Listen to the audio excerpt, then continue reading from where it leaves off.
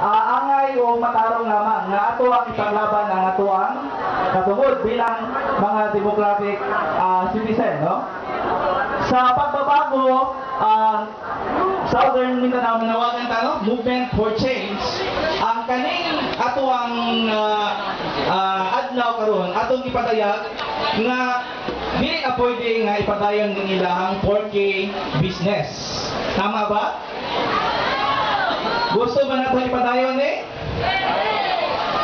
Di ba dapat lang nga i-rechannel nato ang mga funds dito sa social services. Kaya ningon sila, walay funding, walay kwarta sa health, walay kwarta sa edukasyon. Ngayon man nga gina-privatize ang ato ang mga social services. Basic man na nga ang katawhan, muhatag kag magpull kag resources, unya ibalik sa ubos, no? Ang tax nato ginabayaran dako kayo. Every time nga mopalit kag produkto na ay 12% VAT. Tapos napay income tax, withholding tax. So ako, siyempre naman nga citizen sa wala na ko'y pakialam na unta sa panghitabo. Nigawas ko sa atong nasod, nakita na ko, nibalik ko diri. Mao kaya po ng kahimtang.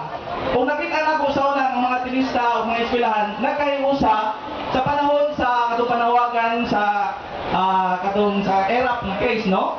Nga listan yun ang mga nagkadaiya nga sektor sa issue sa korupsyon. O karon, kani man gyud ang atong nakitaan nga kung wala tay hiniusa nga baro, no? Kundi kang mo padayag, magpadayon gihapon sila sa ilahang 4K business.